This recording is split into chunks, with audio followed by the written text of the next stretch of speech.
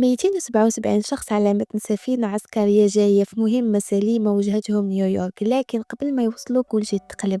سفينة شراعية ضخمة كتصدم في جسر بروكلين، الصواري تهرسوا والناس طاحوا، وجوج ماتوا وعشرات تجرحوا قدام مئات العيون. شنو وقع بالضبط؟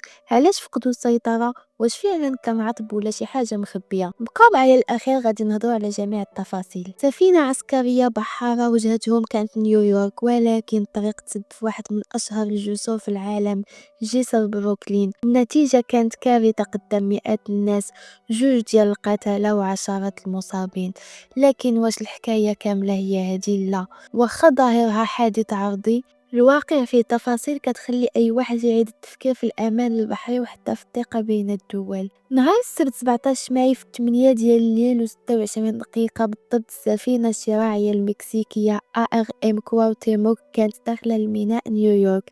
هاد السفينة ماشي عادية، تابعة للبحرية المكسيكية، والطول ديالها كيوصل 90 متر، وعندها 3 صواري كبار الطول ديالهم كيوصل ل 147 قدم، يعني شي 45 متر. هاد النوع من السفن كيتسمى تال شيب، معنى سفينة شراعية طويلة ومصممة خصيصا لتدريب الطلبة العسكرية في الملاحة التقليدية. كوارتيموك تبنات سنة 1982 في إسبانيا بمدينة بيلباو على يد شركة سيلور نافانتا، وهي سفينة أخت لثلاثة سفن شبيهة تابعين لبحريات فنزويلا كولومبيا والإكوادور.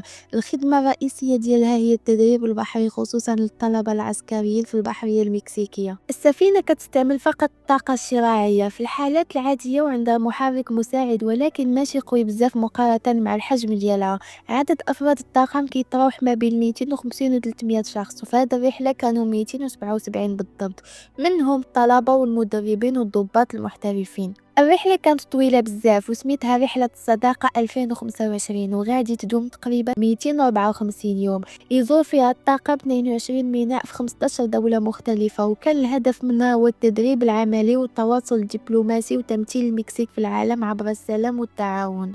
لكن قبل ما يغادروا نيويورك نحو ايسلندا خاصهم يمروا من تحت جسر بروكلين. جسر بروكلين ماشي غير معلمة تاريخية، هاد الجسر افتتحوه سنة 1883، هو واحد من أقدم الجسور المعلقة في العالم، وكيجمع بين مانهاتن وبروكلين، والارتفاع ديالو من سطح الماء حتى للقنطرة هو تقريبا 41 متر في البحر المتوسط. لكن مع المد وارتفاع الموج كيهبط أكثر، يعني السفينة عندها صواري فوق 45 متر، خاص يكون حساب دقيق بزاف باش تمر بلا ما تلمس أي حاجة. السفينة فقدت السيطرة بسبب خلل ميكانيكي في أنظمة الدفع أو التوجيه. المعلومات مازال ماشي دقيقة، ولكن التحقيق كيقول باللي الطاقم مقدرش يتحكم في السرعة والتوجيه. مع الضغط ديال الرياح الصواري مشاو مباشرة تحت الجسر، وقع الاصطدام القوي، 3 صواري تكسرات والركاب بداو كيتشبتوا في الحبال، وكاين اللي طاح وكاين اللي تصاب. المأساة كانت سريعة، وجوج ماتوا في المكان و25 تجرحوا، وبين هاد 25 4 حالتهم حرجة. ومن بين الضحايا جوج اللي توفوا كانت شابة سميتها أمريكا ياميليت سانشيز، عندها 20 عام فقط، ومن مدينة خالابا في ولاية فيراكروز. كانت طالبة في أكاديمية البحرية المكسيكية، معروفة بين صحابها بالتفوق ديالها وبحبها للبحر. كانت سباحة محترفة، سبق ليها ربحت بطولات، وكانت كتقول ديما الموج هو الحرية ديالي. وفي ديك الوقت كانت نشرت صورة قدام السفينة في نهار الاصطدام بساعات قليلة قبل المأساة، وما كانت عارفة أنها غادي تكون آخر صورة ليها. والضحية الشاب الثاني اللي مات هو آدال جاير ماركوس من مدينة سالينا كروز في ولاية أوكساسا، معروف بلقب تايسون وسط زملائه، شاب معروف بالنشاط والعزيمة ديالو، وكان الحلم ديالو يولي ضابط كبير في البحرية ويمثل بلادو في العالم. لكن الحلم تقطع للأسف وما كملش. السفينة تشدات وجات قوات الطوارئ الأمريكية ساعات قليلة، داروا إنقاذ لكل المصابين.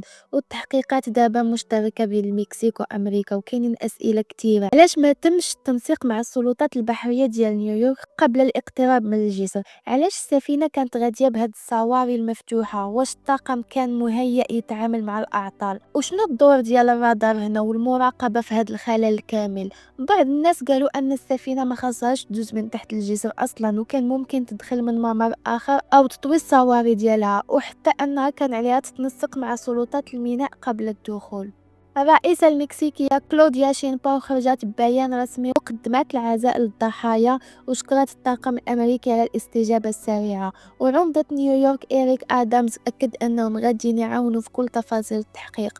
لكن الرأي العام خصوصا في الولايات المتحدة بدا كيسول شنو الضمانات اللي عندنا ضد سفن عسكرية أجنبية كتمشي في مياهنا وكتجوز تحت بنايات حيوية. اللي وقع ماشي غير حادث تقني، هذه ضربة قوية لمفهوم السلامة البحرية والثقة الناس في التنسيق بين الدول.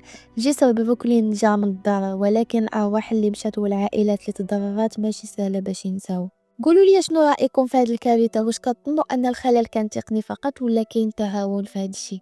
كانت معكم إيمان. إلا عجبكم الفيديو ما تنساوش ديروا لايك وتشتركوا في القناة باش يوصلكم كل جديد، وبارطاجيو الفيديو مع صحابكم باش تكبر العائلة ديالنا. انا باقا في البدايات ديالي وكنحتاج تشجيعكم ودعمكم ليا باش نكمل ونقدم لكم قصص اكثر واكثر. شكرا على الدعم ديالكم. لوفيا اول.